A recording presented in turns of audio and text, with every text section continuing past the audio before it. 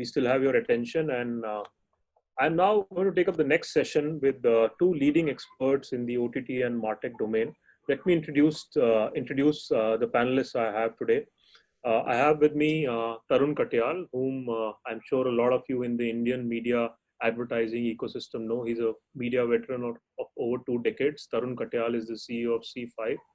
In his current role, Tarun is responsible, as you know, for steering Z5, India's largest and most comprehensive digital entertainment platform for language content towards gaining industry leadership position. As you also know, Tarun has a varied and diverse background across India's leading media companies. He was last at Big FM, where he was the founder, CEO, and CEO during his duration. He also set up Think Big, the content incubator, and the big TV channels Magic and Ganga. Tarun began his career with advertising agencies, but now, as you see, he's a content advertising tech expert. He also worked with the Star Network, where he rose to head the content and communications across the network in India. He also was instrumental in the record of accomplishment through successful shows like KBC. Apart from that, he was famous for launching Indian Fear Factors and a lot of other shows in India. Welcome, Tarun, on board. Glad you're here doing this with us. And as I mentioned, Tarun is now part of Z5, which is India's leading OTT network.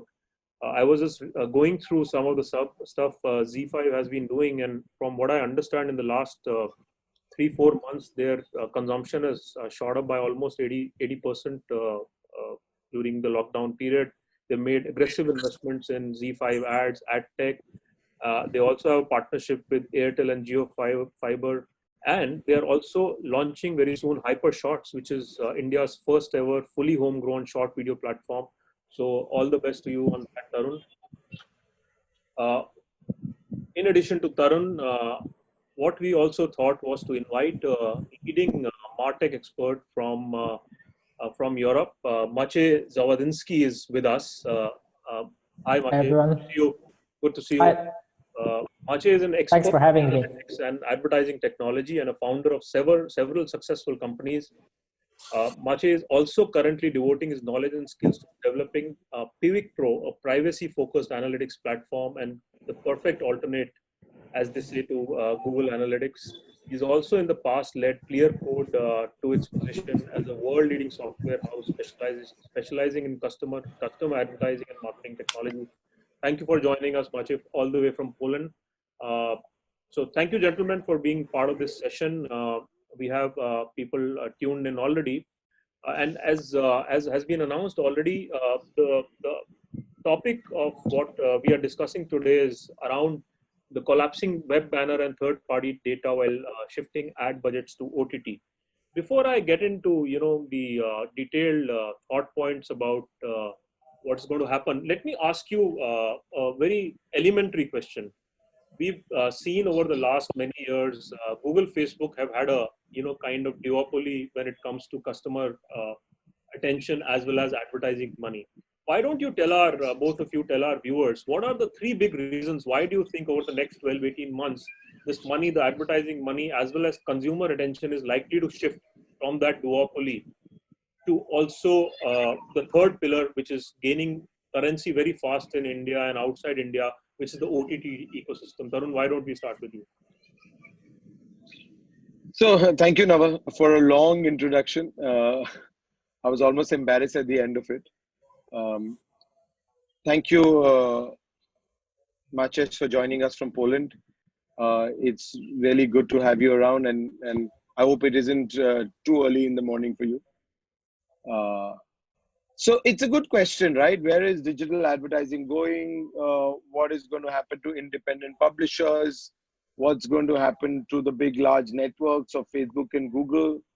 For anybody to say that Facebook and Google are going to go away would be kind of very foolish, right? Will they reduce their influence on digital advertising? Maybe. Will other publishers come in and come in with scale? I think definitely yes. And why is that? I think for many years, the capability of segmented and targeted advertising the capability of doing good big data, having great ad servers, digital ad servers, being able to do a great consumer profiling 360 through a good CDP, lied or was only a domain of the big tech, right? Which was Google and Facebook and a little bit of Amazon when they started their advertising program about a couple of years ago. But I think the democratization of technology and the democratization of platforms and their ability to attract users and users at scale is allowing for this paradigm to change, for this picture to shift. Platforms like ours and even others like Hotstar or many others are now over, closing to 100 million or over 100 million users, uh, with some significant amount of video consumption around some very quality content with a high amount of loyalty. And I think the picture started to change about 2 to 3 years ago when most broadcasters in India and across the world realized that they couldn't let the OTT game be secondary and be played by either syndicating content to platforms like Netflix or Amazon, or putting their content on a revenue share on platforms like YouTube. But they had to control their own digital destinies. They started building their own platforms, but once they built their platforms and they started to see some very scaled up consumption, they realized that they hadn't invested enough behind analytics and ad tech. And I think the last 12 and the next 12 to 18 months will see some significant investments and building up of independent networks on the back of partners like Clearcode and others in actually getting what they deserve and owning the end-to-end ad tech pipeline for themselves. Right. Maciej, you work very deeply in this entire audience measurement, or rather audience journey measurement, and the MarTech space. What is your sense globally? Also, a lot of media, traditional legacy media companies are investing a lot in the OTT space. Disney just pulled out all their content from Netflix and has launched their own platform. What's your sense of what the future looks like? Sure. I mean, I think I totally agree with what Tarun said. I want to add one point before I answer this question, is that the very big advantage of OTT is creating these brand experiences. Like there is no ad block, banner blindness, and ways that will be distracted from seeing the brand message. So this is a big advantage. Where I see disadvantage and why there is so much investment into the space is that the advertising on web or in mobile apps has been with us for decades now, and maybe for mobile apps not decades, but for web definitely decades. And the technology is very advanced today. There is a lot of attribution platforms, segmentation, and so on. We'll come to that probably why some of these platforms will no longer work with the demise of cookies, but they are very advanced compared to what's in OTT. And there is a big investment into creating these ecosystems where there is end-to-end ad buying, data, analytics, attribution for the OTT channel, because basically we are building in a matter of the last few years everything that has been created on the web for over a decade. So I see there is a big need because there is a big opportunity and great inventory, great experience. But we need to catch up with the technology, and some of the players like Z5 are already doing or in the process of doing that. But there's a lot of legacy players, even in the US, that are years behind. And they are starting to build this technology for the OTT. So, good you brought up this point about third-party cookies, extinction of the third-party cookies. So, what happens? How do you see the future of audience buying and advertising on digital changing, and how does the OTT system gain out of that? Give us some granularity. What do you think will happen, say, in the next 12 months? How does the balance of power kind of shift. Mm-hmm. So, Especially also given the fact that privacy laws are becoming very strict. Yeah, that's one point. So I think there are two things that influence that. One is the regulatory space, and not only what happened in Europe with GDPR, but also what's happening in Brazil, what's happening in India, in other countries where the privacy laws get stricter. And there is a limitation in what we can do in context of sharing the data between vendors. That's why I see that there will be a big reliance on first-party data. And some of the big publishers on web, like even New York Times, announced that they will no longer do the third-party audience selling or buy or inventory selling. It will be all based on the first-party data. And the OTT has a big advantage as by design, we know everything, like the users are identified. They log in with their username or their telecom into the OTT platform. So they are identified. It's not like with web where we can lose the cookie when the user blocks it or changes the browser. So I think this is by design a huge advantage of OTT, that we are dealing with primarily identified audiences. And that's what all other channels are going, shifting to, primarily on web where the cookies are used and they will no longer be relevant. What I see also is that there is more interest in the first party data technology. So CDPs in particular, building the customer data platforms to aggregate data across different sources that these organizations have. And I think, again, OTT has a big advantage that they can do great partnerships with various players, whether there are telecoms or whether there are other internet providers, or there are other partners that have data, and having identified audience helps you to match this data with the partner and enrich your audience data. And that is a matter of selling the ad inventory at a high premium price versus selling it unidentified users at a low price. Right. So let me stay on this point about data and hop across to Tarun. Tarun, these are interrelated things. If you look at the large publishers, non-OTT publishers, the Googles and the Facebook books of the world, they inherently require registration, and hence their ability to mine that data, because they know who exactly is using a Gmail and who's using the Facebook account. They've managed to build huge programmatic plays on top of this layer of data that they are primarily collecting directly from the users.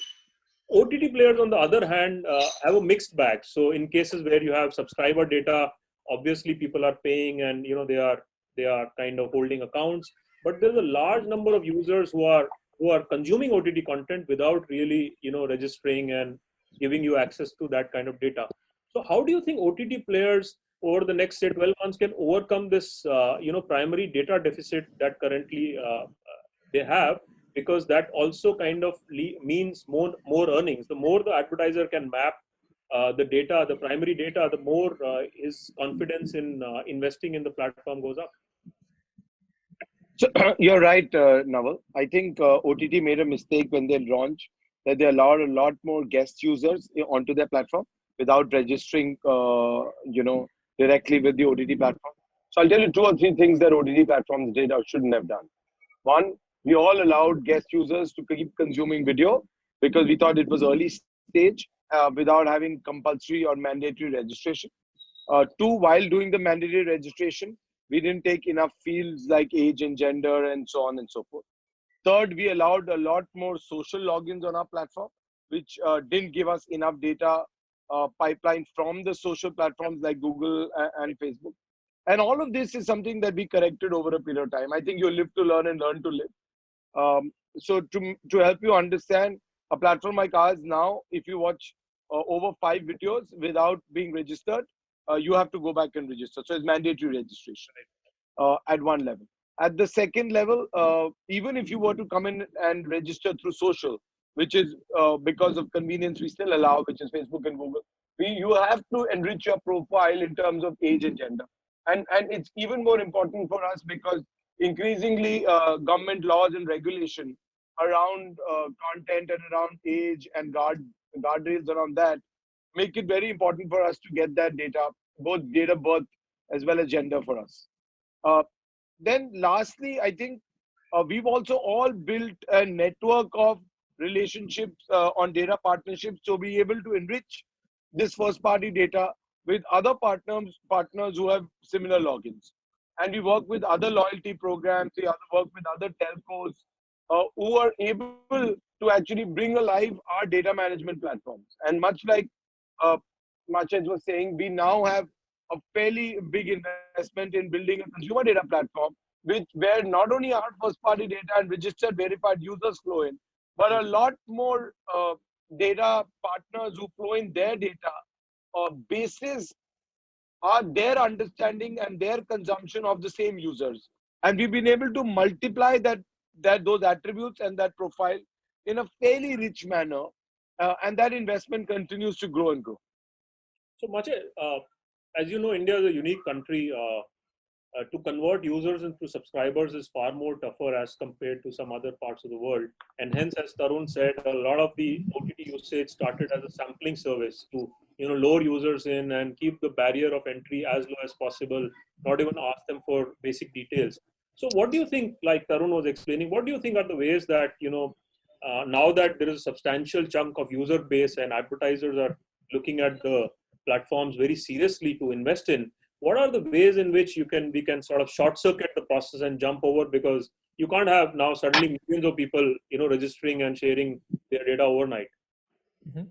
So I think like what Tarun mentioned about gated content and forcing the users after they experience the service to sign in is the way that like it's a global trend, even for non-OTT content. That's basically, how you gain the identified users. The moment you have identified users, you can do much more in context of the data. And what's most important, you can collect bits of data over time and you don't lose it. In the cookie world, like the moment that the browser clears the cookies, you are losing all the history. And here, like the moment, we don't have to collect all the data at once. We can do it very slowly. We can also build it based on the content consumption over time, how it changes. We can do a lot of analytics based on that will help us later to classify the users into audiences that will be very valuable for the advertisers. Sorry, Naval, can I come in? And I think the big advantage that OTT players bring into the country is that advertisers are used to buying on some of their key marquee shows on broadcast, right? But advertisers didn't know what the psychographics and what the other attributes of these users were. The same users, and a fair amount of them migrate from watching on TV to watching on OTT. You now know them, one, at an n equal to 1 level.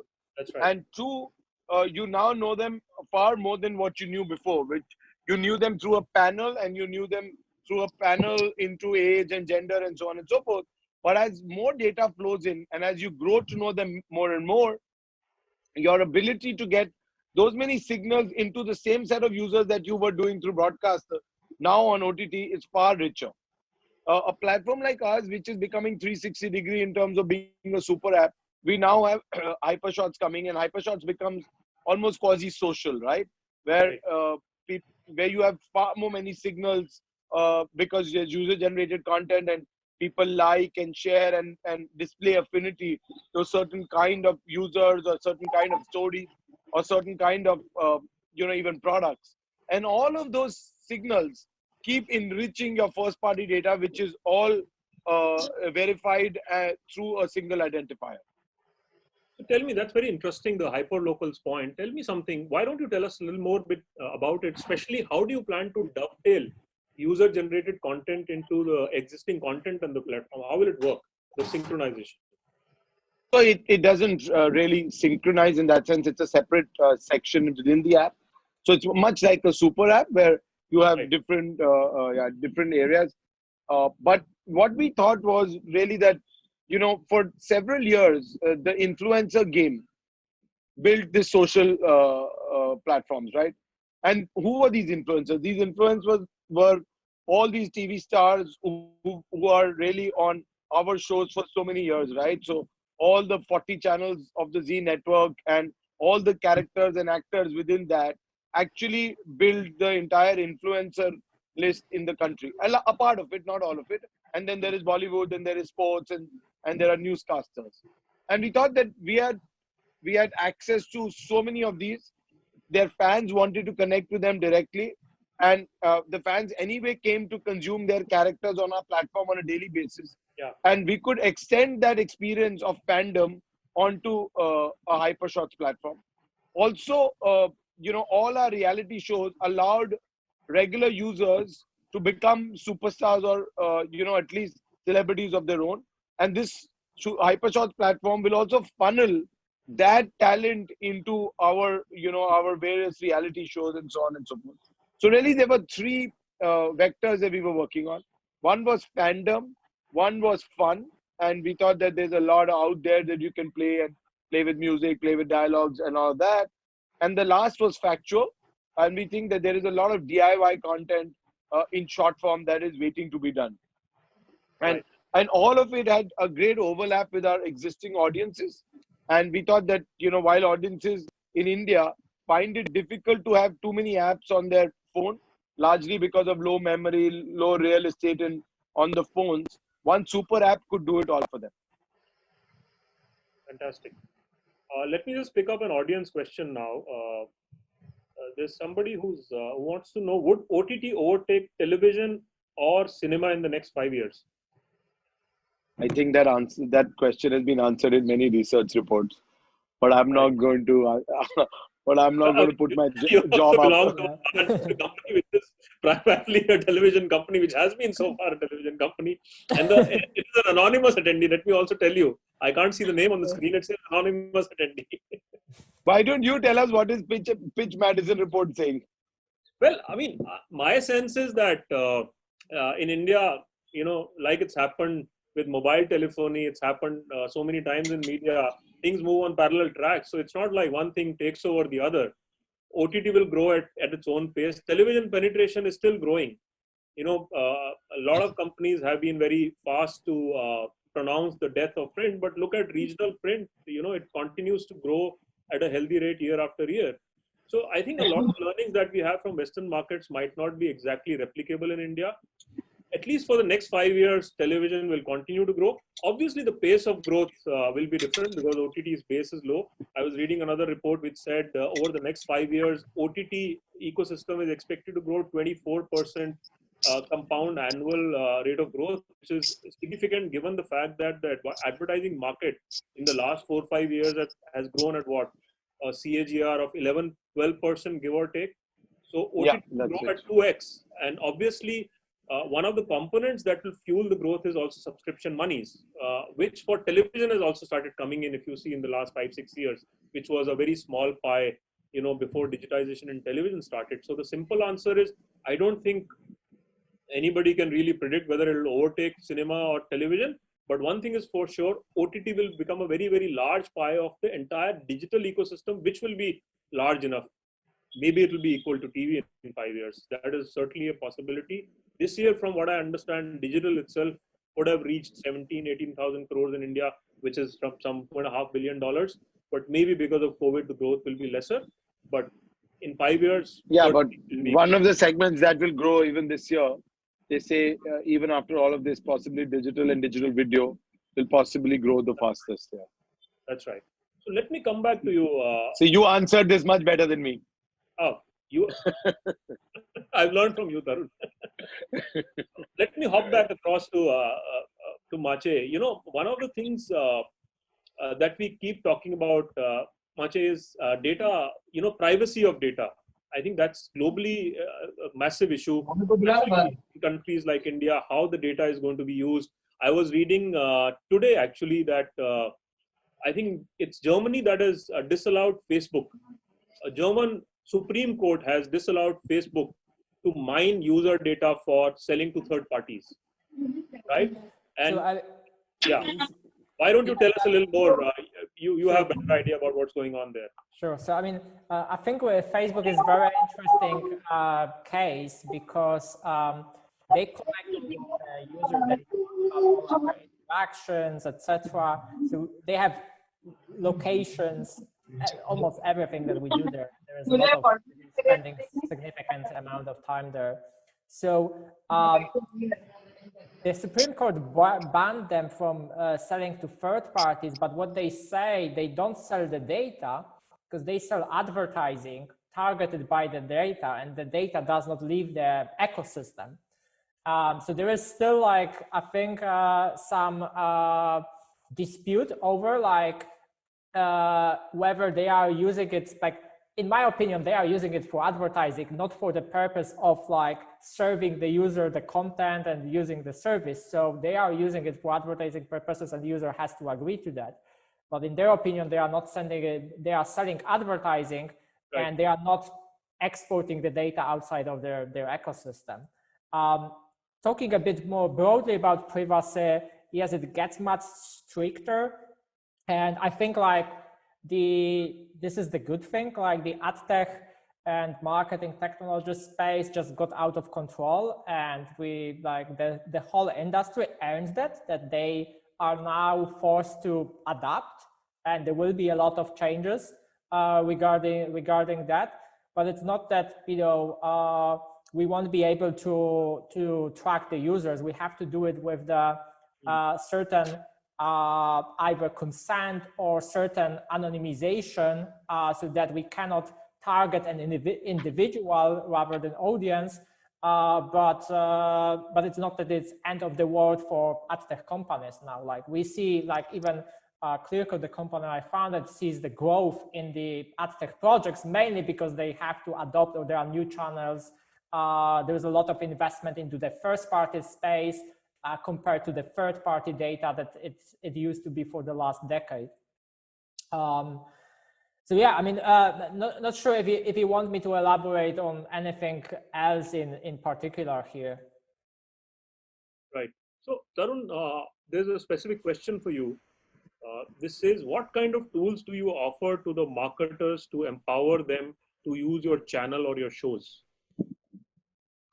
So what we're developing now, while we have 4 ad products, which is Ad Vault, Amplify, and we also have a big DMP called Infonomics, which we allow marketers to set up their campaigns and set up their audience segments and so on and so forth. What we now work with ClearCode is to build out an entire self-serve platform, which will allow and empower marketers to be able to do almost everything themselves. Forget setting up audiences and campaigns, but also do biddable advertising, buy biddable advertising, and to also to be able to do optimization, waterfall analytics, and basically end-to-end optimization on their campaigns. So our entire vision is that the advertiser or the advertising agency will be fully empowered in every way to be able to advertise on our platform, and it will have very low managed services or human intervention. Right, fantastic. We don't have time left, so I'll ask one last question, which is also very relevant to the Indian market, to both of you gentlemen. Measurement in digital has been kind of a bone of contention for the last many years, unlike the legacy media, which has, you know, third-party measurement tools run by companies like Nielsen. In India, you have a BAR for TV, you have a MRUC, which does IRS, the readership studies. Digital does not have any third-party measurement tools. Do you think the time has come, Tarun, to have third-party independent measurement tools? It will allow the industry to grow at a much faster rate. So digital, having said that, digital is far more transparent in terms of data as compared to legacy media. But do you think if we have third-party measurement at this point of time, it will help us jump the growth curve even faster? So there is, so let me correct you here, Naval. There is no single currency that measures everybody together, but there is measurement of individual platforms, which is third party. Right. Okay, so on our platform, we have Oracle's Moat, which measures view-through rates. So how much of the advertising did anybody see? We also have Nielsen's DAR, which gives advertisers an ability to see who saw an advertising, which is what age, what genders, and whatever filters we decide to sell and they decide to measure. So those two parameters already exist on most good quality platforms. But I think there is a need for all platforms to come together and build a single currency. And I think that even, at IMAI, I'm trying to work with almost all platforms to see if, we can come to a consensus. There is obviously work that is happening at BARC and Ecamm. There is work that is happening at Nielsen individually. So yes, there are platforms. There is Conviva, which is also trying to do something on the smart TV side collectively. So there are lots of options and opportunities that are coming together. And I can tell you with all my experience in this space, it's not more than 18 to 24 months away. We will find a solution to something like this. Right. And people like Maciej are doing a lot of this kind of work through Pivik. So let him tell us a little bit.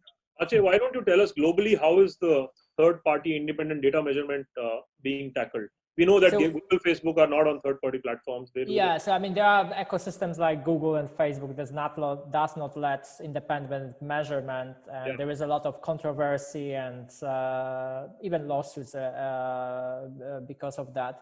What I want to point out is maybe something different. So when it comes to independent measurement on web, for example, when it comes to audiences, this space will get disrupted by the demise of cookies that we covered earlier, as well as by privacy laws, because by tracking these users, you share their information, and there needs to be some new mechanisms developed. And similarly to OTT, we have to develop some new currency and new systems, how to do it in a privacy-friendly way, and at the same time, so that we can compare apples to apples rather than have like right now, like even with some leading platforms, you have significant differences in kinds of measurement.